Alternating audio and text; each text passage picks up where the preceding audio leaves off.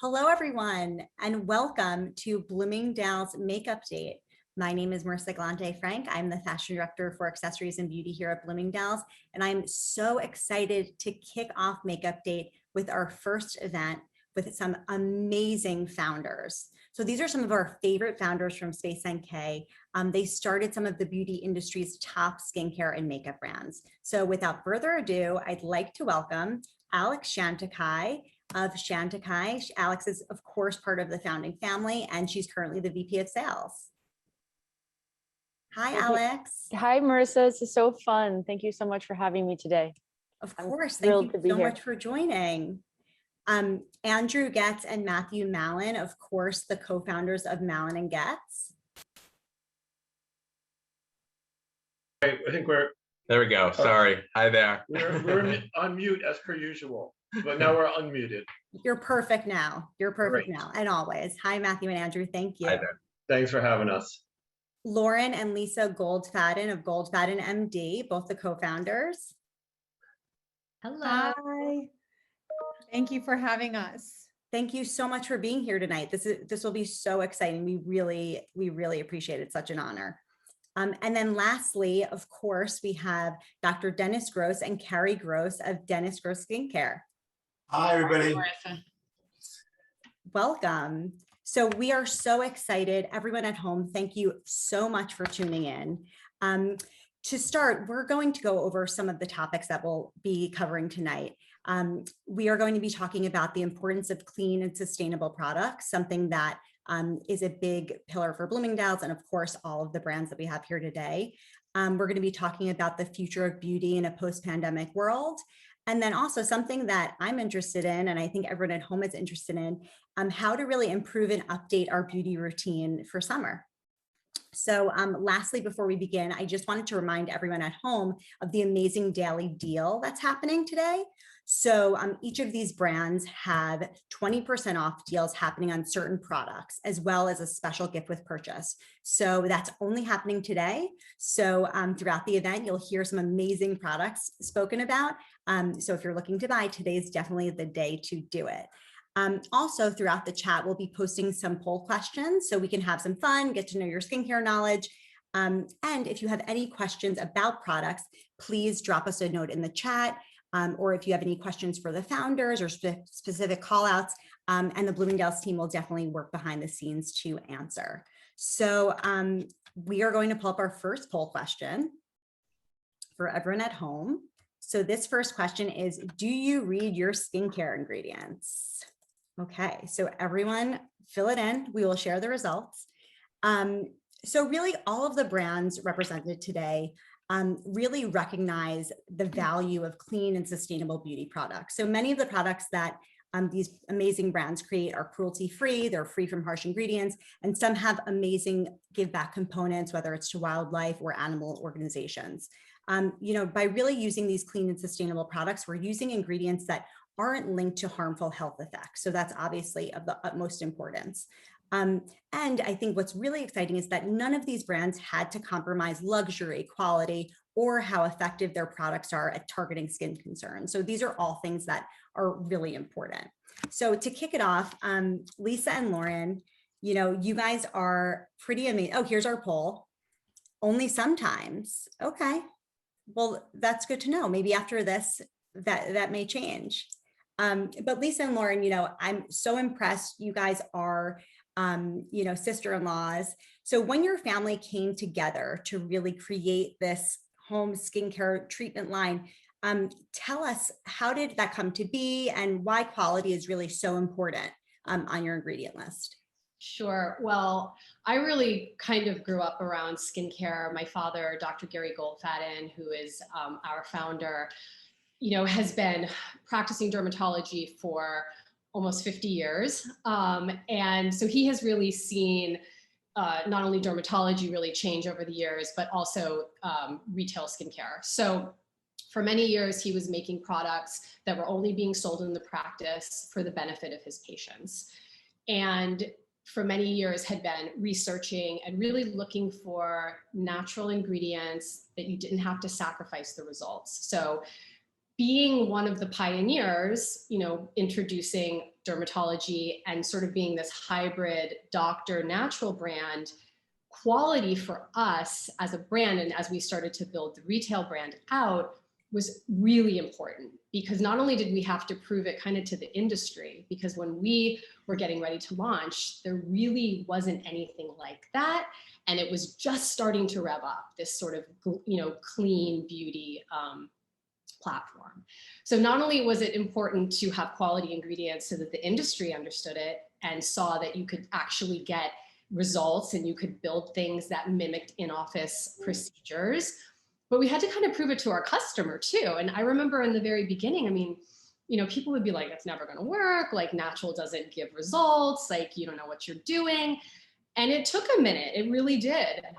But, with the way he formulates and all of the research and development we do, it's something that, we eventually got to and really proved, not only to the retail environment, but also to our customer, that it does work. You can have both. You can get the results. You can have that in-office procedure at home and have the results without having to really sacrifice what you're putting on your skin, which so many people don't want to do that anymore. There's such a need and a desire for clean, effective skincare. I think you're right on. I mean, we're all focused on what we're eating, and making sure that we're eating clean ingredients and everything like that. So why would our skincare, be any different? I can imagine that there's so much testing that goes into that. Can you explain a little bit? I'm just so curious. It must take so much testing to get the formula right.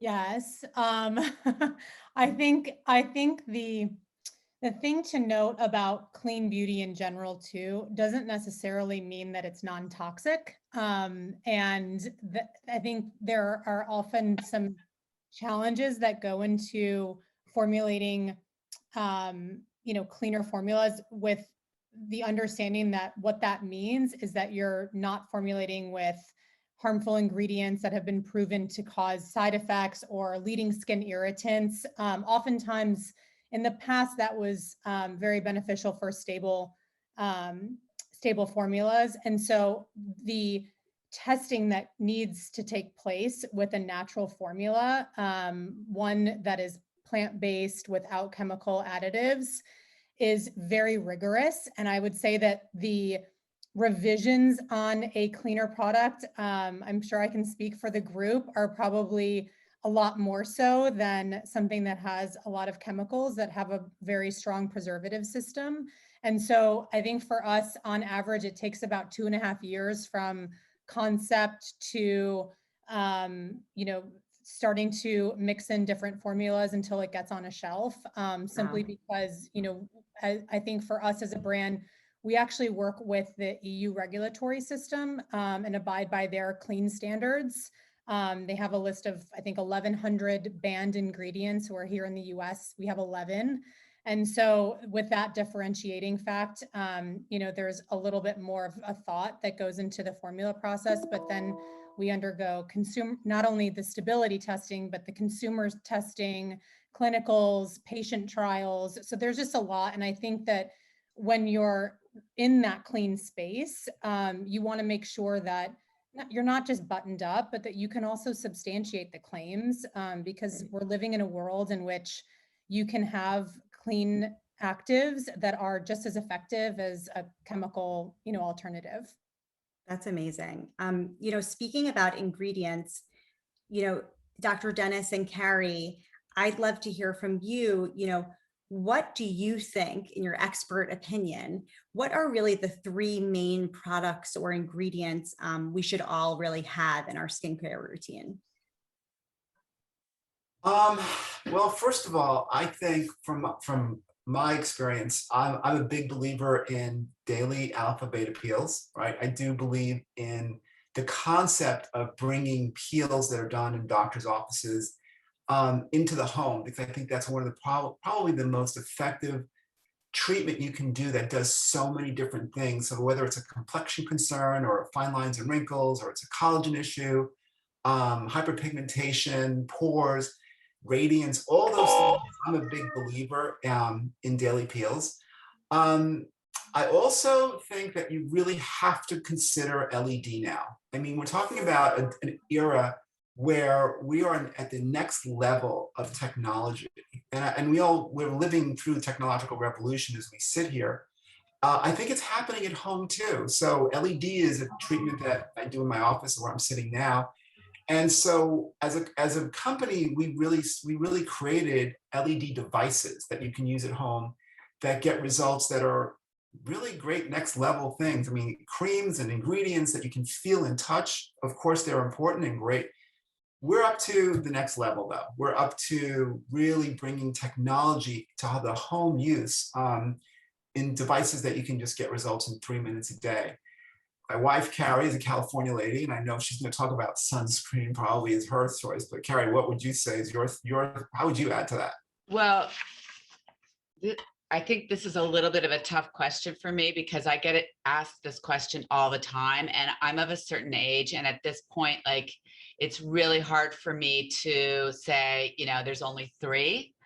And I think that one of the trends that I've seen become just critical to our industry is, and it comes straight from like what Dennis does at his practice and what my team does, it's all about consultative selling and personalizing a routine for your client's specific skin goals.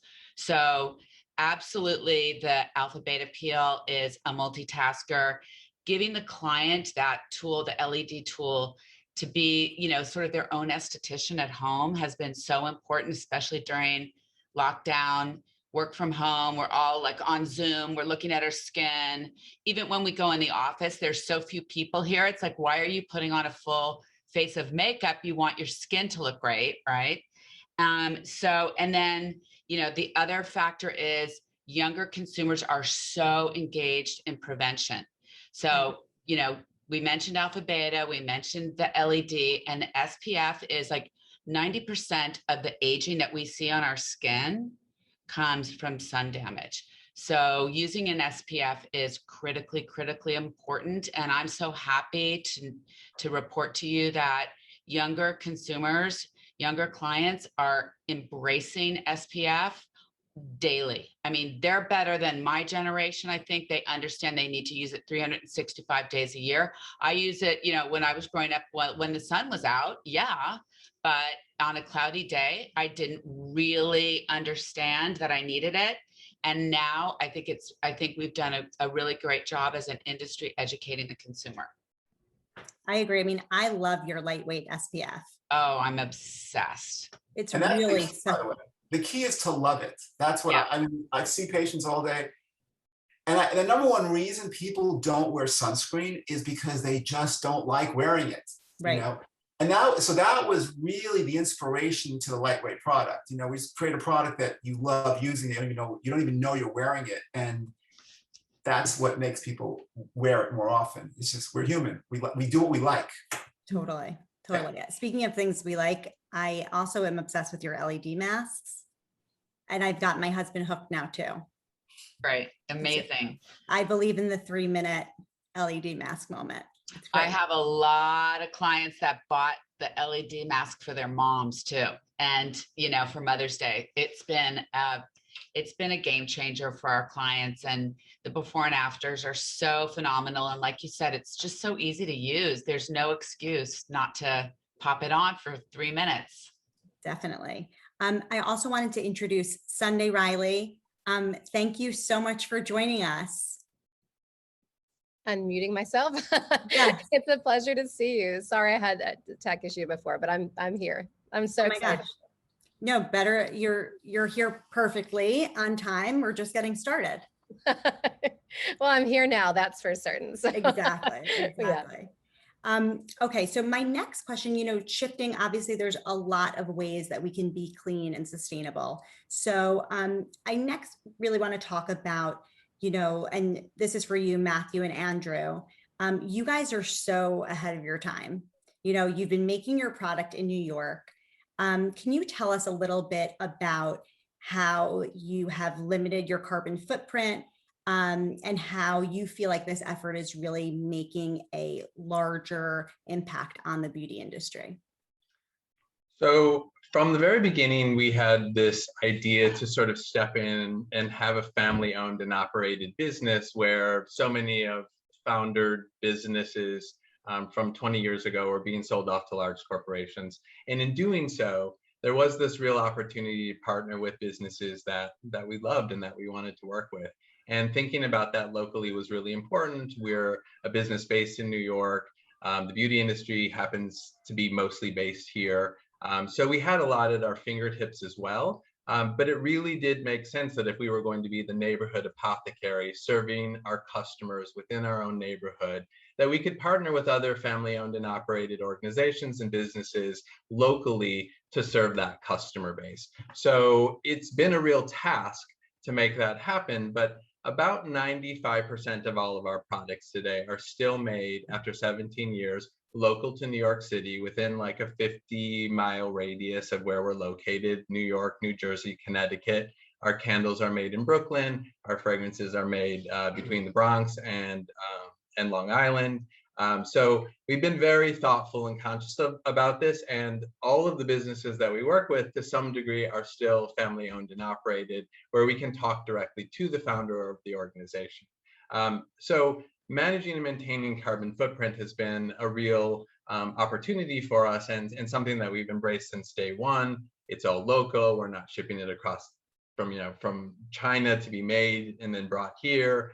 So that's been a big piece of what we're doing from the very beginning. Yeah, and it's obviously very complex because while we try to localize everything in the New York metropolitan area, of course, we are sending our products all over the world. So trying to keep it as limited back and forth between continents is really, really important to us. And using second generation plastics and things like that. So it's an ever-changing game, and we always do the best we can with the technology available.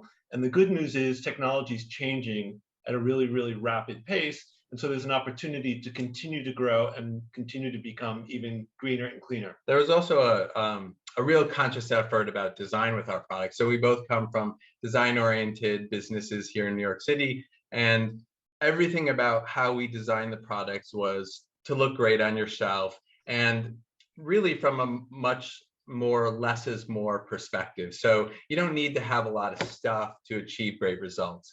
In doing so, part of the idea was to keep the packaging as limited as possible. So as you are shipping things and as you are transporting things, you're not transporting unnecessary weight or packaging that's just going to go into a landfill and never be used unnecessarily. Right, excessive packaging. We tried to eliminate that as much as possible. So the design of the packaging is as simple as possible and looks as beautiful as what we think we're able to produce.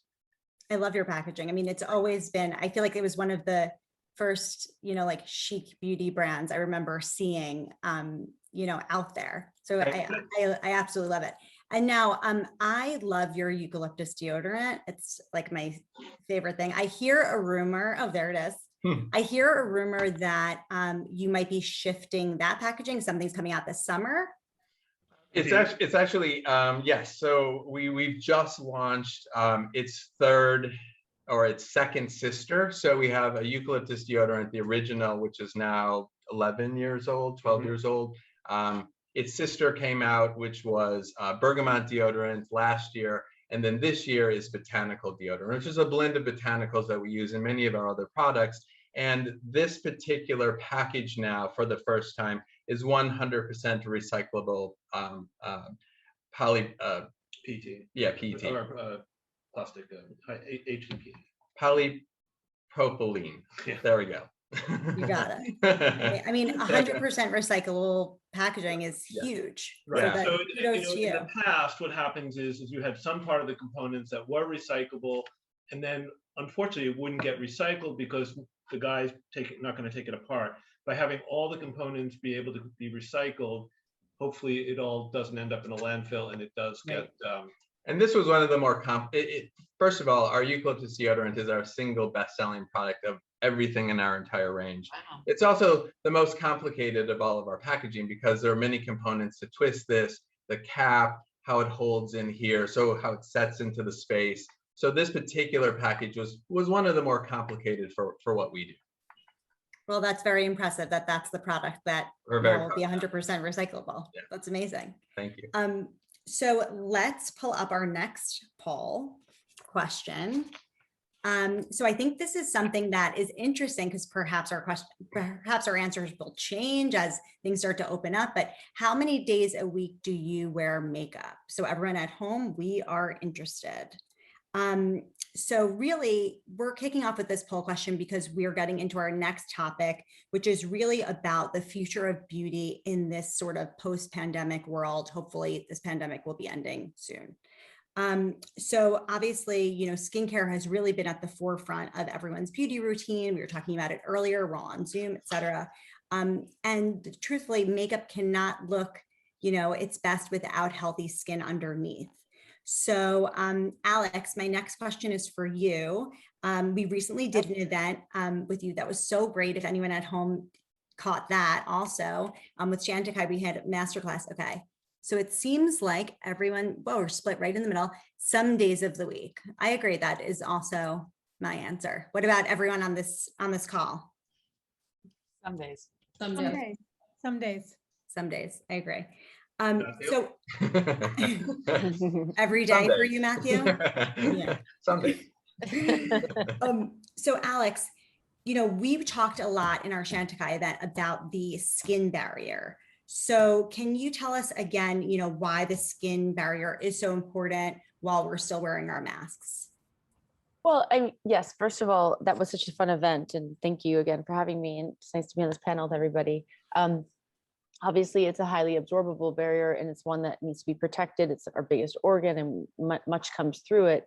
And the irritation you get from your mask, I mean, when we were starting with the pre-lockdown last February, 16 months ago, we had all of our Asian colleagues in Hong Kong, Taiwan, and Korea telling us we have mask knee. What can we do about it? We just couldn't believe that it was a thing. And now I think on the other side of it, we're very realistic and saying, yeah, it's a thing. So people who haven't had acne really in the last 20 years are seeing things come up. So cleaning it and ensuring I just clean my reusable mask. It smells so good now, and certainly wearing disposable ones, but supporting and keeping the skin fresh so that you're not clogging it and, you know, exacerbating any of the dirt and lifestyle. We're all mostly in the city in New York or in LA. And I think, you know, that always adds to it. So exfoliating, as Dr. Gross was saying, and supporting the absorption of healthy, clean serums. And as Lauren was speaking to, and understanding that you need to ensure that you're constantly ensuring that it's clean and prepped and prepared to absorb all these beautiful non-GMO'd and, you know, clean and recyclable products we're all talking about. I love it. You know, you have some amazing, you know, creams and elixirs and this little toner that we just launched, the solution, has just been out a week or so. This purifying, exfoliating, all phyto-derived ingredients of AHAs, BHAs, and PHAs. And I think we all agree on this panel, exfoliating is really key and important to cleaning out any dirt and the trapped in areas of your skin. But at Chantecaille, we're between like 80 and 100% natural in all of our skincare, and rose water is at the heart of the brand. It's always been no fragrance or colors, and certainly no sulfates or detergents and petrochemicals, sort of an OG clean brand when mom started it 23 years ago, with just the hope of creating really sophisticated, beautiful formulas that came from plants. And this is an iteration of a highly active product in the toner sort of AHA world, but is something that we can comfortably feel steps in line with our ethos of doing it in a phyto-derived fashion. So that there's a unique ingredient, for example, called willow bark extract that provides a high concentration of BHAs so that you get the results of the exfoliation, but you don't have it in a sort of aggressive fashion. It's supported and hydrated through a gluconolactone, which also gives you like a supple feel. So you're not squeaky clean, which I think we all also know now is not the ideal finish to your skin after cleansing it. And it also has elements with microalgae that reduce and tamper down sebum rather actively, so that you're reducing it by 40%. So if you have a highly sort of oily T-zone, you, with the month-long treatment, will see a reduced exacerbation of sebaceous glands. So trying to do all these things we want from a product, but without making you red and irritated. It has a nice smell. It's like a light cucumber. It's not it has an alcohol that's a raw vegetable source as well. So it's not like a fragrance that, based alcohol. It's a bio-certified one. So much like MALIN and GOETZ team, we're always very, very mindful of the sourcing of ingredients. And I'm sure the rest of the panel would agree. To make clean products, you have to start with clean ingredients and where you're making them or getting them from. Well, I have to say, we all really appreciate it as customers and consumers, how much thought and effort goes into you making these products. Lauren, is that your son? Does he want to say hi? Do you want to say hi to everybody? No. Sorry. No. It's Wednesday night. I get it. I totally get it. He's adorable. Sunday, so excited you are here.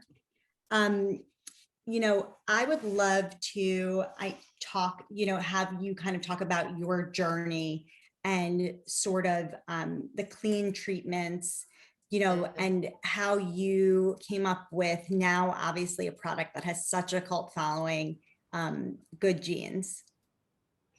Yeah, I think there's, I've first of all, it's been such an honor to be on here with you guys and to hear what you have to say. Because I love it. And I think that's a lot more complicated than people initially realize when it comes to clean beauty and what that means, or sustainable beauty and what that means. Like when we often think of sustainable beauty, we think of packaging. It's a huge section of it, but there's a lot more to it than that. It's like, are we clean to the environment? How are we sourcing the ingredient? What is our carbon footprint that we're doing? And I think it same comes with clean beauty as to what it means. How do we formulate in a clean way? You can choose ingredients. It all looks the same on an INCI list. But there's different ways to actually, maybe create that raw material like glycolic acid. You can start off with formaldehyde. There might be some residue of that in the final product, which you would never even see on a label, but it would still be considered clean in every single country that it's in. So I think there's a way to make really clean decisions that people don't even know about, that it's important because your skin, kind of what Alex was saying, your skin kind of knows, right? Your skin is this supercomputer. It's going to know that there's some things going on in there. So I think it's really important. And my background and my role in this company, like, yes, I run it, but my primary role is I'm the formulator for this company. So like 1 second over here is our lab. So I'm really close to all the ingredients. So when it comes to making products, it's like, it's not just about, this is the ingredient profile I want to see in this. It's like, and these are the 20 suppliers that I trust for that. And I want to see all these toxicology reports. I want to see all these different things to make sure before we even touch it. So I think that's part of how to start. And then when you use what I'd call like more active ingredients, like some of your alpha hydroxy acids or whatever they might be, it's also about making sure, so like in Good Genes, it's about making sure that you're creating a finished product that has that raw material, that active ingredient at the right percentages, at the right purity levels that you're looking for, but that's in a base, like the kind of like nuts and bolts of the product that's going to respect the moisture barrier of your skin, respect everything. So you're not getting, irritation. Because let's say we're talking about 10% lactic acid. We can do whatever we want to talk about. You can have 5 different formulas, all have that same raw material in there, that same active ingredient. Some of those might irritate your skin, some might not. And that has to do with a lot of the other things that are in there, the emulsification system that's in there, the preservative system that's in there. And believe it or not, sometimes the most natural ingredients are the ones that have the most preservative in them. Because you talk to anyone who works in a lab and they'll say, give me a straight up, like a synthesized chemical. I can tell you that's really easy to sustain. Give me a botanical extract and it can go bad in 2 seconds. So like it's, like sometimes like natural and clean actually don't also go hand in hand. So like that's also something that's important to understand. And that's when I try and make things, I try and think of how do I make something that has the most beneficial impact to the skin with the, the lowest amount of any sort of, downtime, side effect, any sort of like, toxic profile. I mean, it's so incredible to hear you speak, and really everyone here on the panel. It's such a science behind these incredible products that we get to use. So it is just so incredibly interesting to hear about, your background and how these products come to be. My next question is really for everyone on the panel. I am seeing, day to day from a fashion perspective at Bloomingdale's, how customers' shopping habits are really changing. But how do you guys think that, everyone's routine will change after the pandemic, and how will this really change the industry? Well, I think clearly things are going to change. It's difficult to predict the past, little less the future. So I don't know that we're clairvoyant in that way, but I think this has given us a lot of perspective of how we take care of ourselves and how we prioritize things. And so things will be very, very different. I suspect it'll be a hybrid of things from the past and things from the future, but it's a difficult question to answer, I think. But maybe someone has a more precise. I think that the consumer has such an appetite for education. And, Dennis being a skin cancer researcher and a practicing dermatologist, they really gravitated to hearing from him, and it soothed them. And he taught them about like what was happening with their skin underneath that mask, or what was happening to their skin when they were like, in lockdown in their apartments and in their houses, 24/7. And it was very reassuring to have an authority figure speaking to them. And they have now raised the bar in terms of what they expect from, science and education. And that is not going to change. I really don't think that's going to change. Once you're educated, like you just want more and more and more. So that's. And if I may just add to that quickly, I think coupled with authentic quality advice from an expert would be quality product. I think it'll be a little less quantity, because we all live with our clutter and sort of dealt with it and decluttered, but also wanted products to work better for us. So I think really leaning in on what is inside the product and wanting the most beautiful formulas that are of very good quality, as opposed to a lot of stuff that doesn't work that well. So I think it might be less, but better working products, as well as sort of really researching the provenance and where these products are made. I think there's a whole counterfeit and hygiene issue and where things come from, and ensuring that there's a traceability of where those come from, and ensuring that maybe they can recycle the packaging, or, it's something they can keep, like a glass jar. It's an attractive kind of hefty, something you're proud of to have around you. And I think I would echo that. I think that summarizes it all. And as we talk about education, which I do agree with Mrs. Gross as well, what Sunday Riley was saying about sort of the nuances of the details of every single ingredient, I don't know that customers will ever dig that deep. And so receiving, as Alex was just saying, receiving a quality product and sort of this less is more approach seems to be a direction that a lot of people are embracing, because they do want something special and something that's going to work and be efficacious and beautiful, and that they can sustain and have and keep the jar on their counter and all these wonderful things and replenish without having it be too complicated in their lives, because the nuances of the ingredients in the first place, which we're here to take care of for the people, are so complicated, because even what you think you're getting, sometimes you're not actually getting. And to Matthew's point, and to I think everyone's point, I mean, we're all in this clean beauty space, but I think that as a general consumer, there's been a massive shift to better for you, wellness oriented lifestyle in general. So I think that people are taking a look at the products that they're using and what they're eating, from beauty to home and everything in between, and looking for alternatives for this sort of better for you category, and also taking a look at their skin more. I think that we were in such a fast-paced life and moving so fast, and someone said it, I think, Carrie, we've been on Zoom 24/7 for 14 months, and so we look at ourselves a lot more intricately and closely than we ever have before, and with very little makeup for those who do wear makeup. And so really taking time out of your and carving time to focus on treating your skin and nourishing it in the best way possible. Great.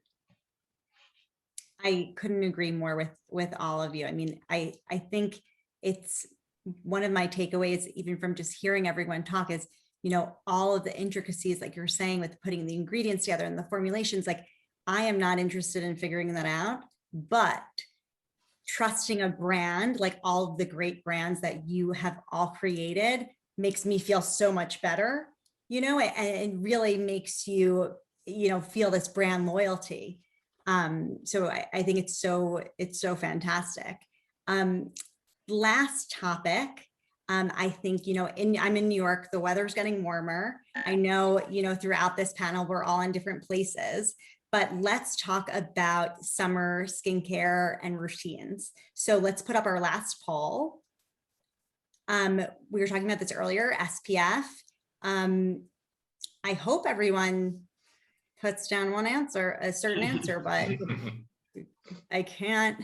So we shall see, but okay, so let's talk about, sorry, what did you say? The jury. So let's talk about, I would love to hear from all of you who are such amazing experts, what we should be doing for our skin as we approach the summer. So Lisa and Lauren, oh yay, every day. Great. Wow. Fantastic. Good job.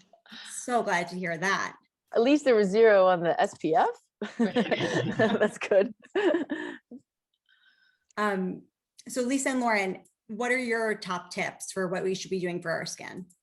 Oh boy. Okay. So we have a lot. I'll say 1 or 2 and I'll let Lauren take it. But, we are particularly, not only focused on the face and this skin here, right? This is like our face from here to here, but also on the body. Body's a big category for us.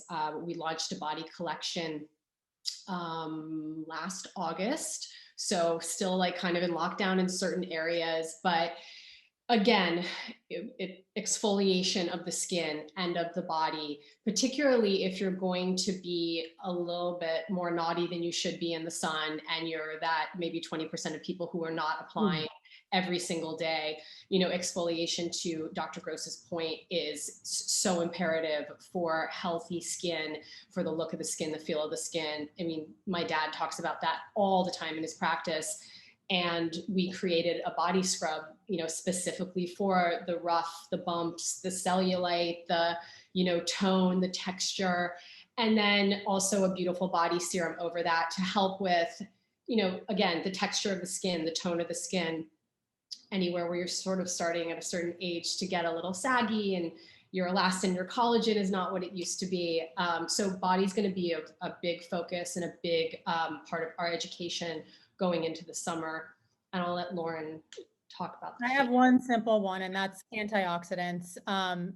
Before anything else, and sunscreen, I agree, is the utmost important thing to be doing every single day, from, protecting your skin from UVA and UVB rays. But under that, you need to also protect your skin barrier function and prevent and fight free radical damage that is not just coming from UVA and UVB rays, but it's coming from pollution and environmental stresses that we're enduring. And, environmental stresses, which is inclusive of UVA and UVB rays, is the leading cause of premature aging. And so to have the antioxidant protection in the form of vitamins, nutrients, is vital for healthy looking skin. Well, I don't want early onset aging, so thank you for that. And I think, Lisa, you were talking about your doctor scrub, right? Yes. That is fantastic. That's such a great product for everyone at home, if you haven't used. Alex, anything from you? Yeah, I think in line with getting out of sort of the at-homeness and being kind of in the revealing your skin, I guess. So in conjunction with our solution, using a hibiscus smoothing mask, which is a really nice, it's like a microdermabrasion of it in a mask. It's papaya enzymes and hibiscus extracts that really help sort of a 360 way, eat away at the dead skin on sort of a cellular level, but still hydrated and supple and brightening, so that you can remove some uneven skin tone, and then covering with our SPF ultra sun protection, which is a great primer. It's very lightweight, and it's comfortable enough to blur out your skin, or then placed with like an SPF 15 tinted moisturizer. Our Just Skin is a great option for just an even, balancing of redness, but ensuring that the tops of your ears, down along your neck, the backs of your hands, if you're wearing a ponytail, behind your neck, and just all the little, the hairline, ensuring if you have a spray of an SPF, tampering it in, just not forgetting any little nooks and crannies of your face, I think is what I would really want to get people, because it's always what you hear. It's like the little hidden spot that is the thing that you need to worry about. So covering as much as possible, and smoothing your skin so it's not bumpy, and just sort of having that more balanced complexion and texture, so that you have a really nice, pretty, even skin. Because it's fun to play. It's time for whimsy and makeup and you know, cheeks and lips and all the good stuff. So you want your skin to be really nice and smooth. And I think we're all experts now, being home for so long at all this self-care. So it should be a fun season ahead for sure. I'm definitely looking forward to it. Carrie and Dr. Dennis, anything to add? I would definitely add, I mean, I think that, so we're very big on education, and also just delivering products that are clinically designed to use the latest in technology. So one thing I'm advocating really right now is physical sunblocks in general. You know, I'm a little bit unnerved by the FDA report that showed that chemical sunscreens have been absorbed by the blood into the bloodstream. So my feeling is, so as a brand, we've made the decision, our position is to only use physical blocks, because we don't want to use chemical sunscreens that have that, as proven by the FDA, to get into the bloodstream. And until it's proven more safe, I think we should just, you know, play it safe. And so we've decided to only use non-nano physical SPF ingredients. I also think that, you know, what's happened, interestingly enough, I looked at that data, and so a good number of people are using sunscreen, but 40% still is a number, you know, that aren't using it every single day. And I have to emphasize that that's really seriously important. And we're talking beauty, and we're talking gorgeous skin, but we're talking health too. And as a dermatologist and as a brand that we really have the opportunity to really voice and communicate some health tips, I think that there's a lot of work to do still. I mean, this is Melanoma Awareness Month, and there's a lot of, I mean, I look at the 40% who didn't say they use it every day. And I mean, I'm really wishing that we can get that number up. So just pass that along, and teaching your kids and understanding the risk factors of, you know, if you have a family member who's had a melanoma, that's a high risk factor for an individual. So they should get skin cancer screenings done. Teach the kids, you know, there's data that says that children, by the way, who wear seatbelts at a young age become lifelong seatbelt users. And the data overlaps people with sunscreen habits. So making sure the kids are appreciating the use of sunscreen, I think, is also very important. Last thing I think is very important too is, to the 60% who do use it every day, I have found in my practice that many people are vitamin D deficient, because we need vitamin D, we need sunlight to activate vitamin D. That's sort of the yin yang, and that's the conflict. Well, I thought sun is good for me, but I also hear sun is bad for me.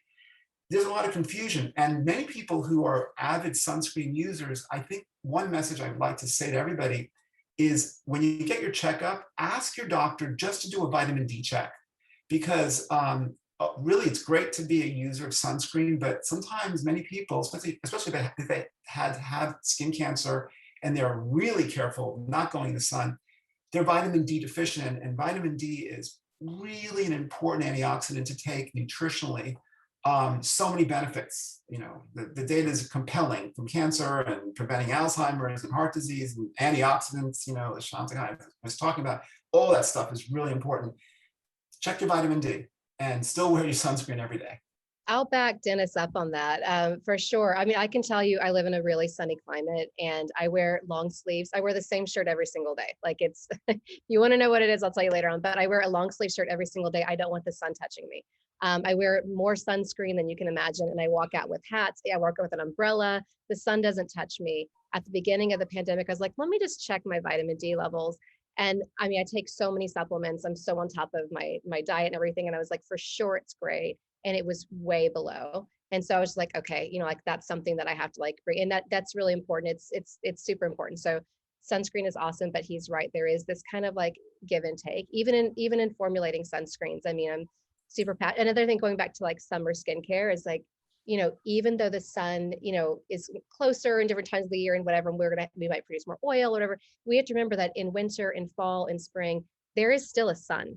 There is still free radicals. It's not like, just because we feel like the intensity of the heat more, that during the winter we're like in the clear. You know what I mean? Like it's not a ratio of like how much heat do you feel versus like how much, it's not like that. Like you are constantly, when you step outside, in you know, in risk. Even a window, like windows typically block UVB, but they don't block UVA. And like I always say, like UVA is aging. So like, you know, it's also other things too, but like that's something for people to think about. But yeah, sunscreen is really important. I And mean, I'll add one more thing. I think that, you know, we're doing a great job as an industry educating the consumer and explaining like the benefits of antioxidants and why you need SPF every single day, and you know what the importance of exfoliation, et cetera.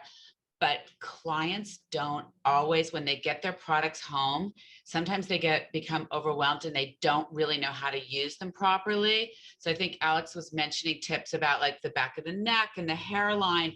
All that stuff is important, so important for SPF. There's so many, you know, your hands, etc.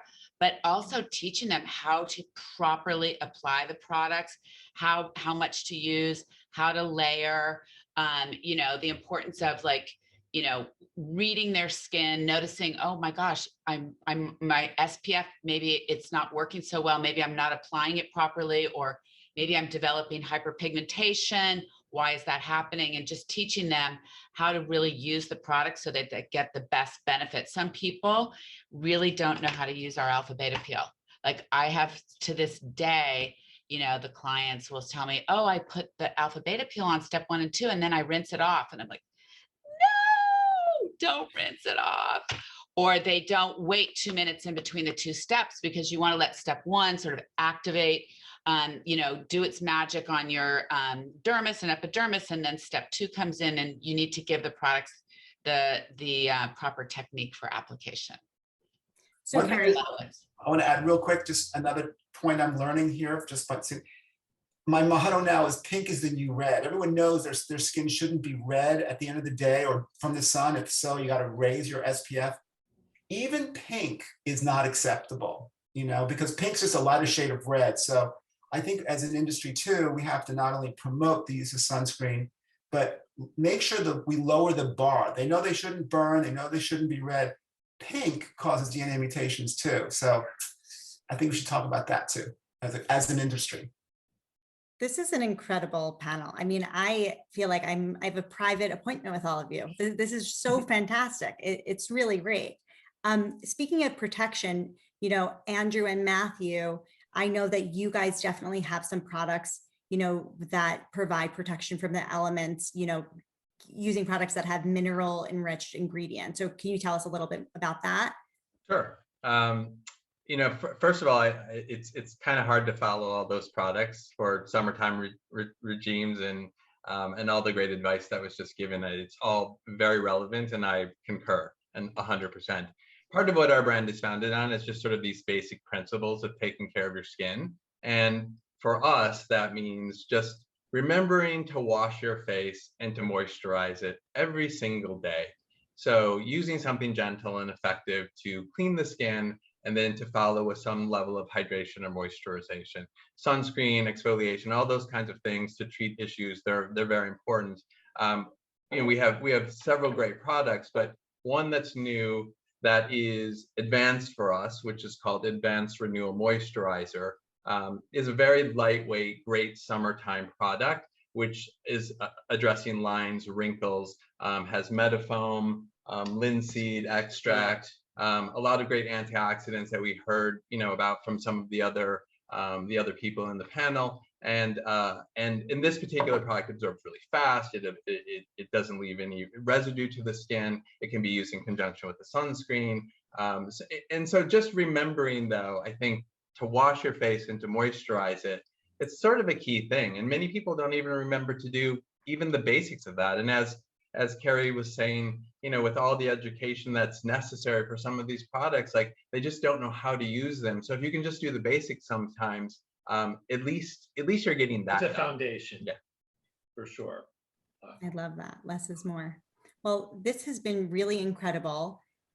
We're just about at time. Does anyone, you know, Lauren, Lisa, Carrie, Sunday, Alex, anyone have anything, any last words to share?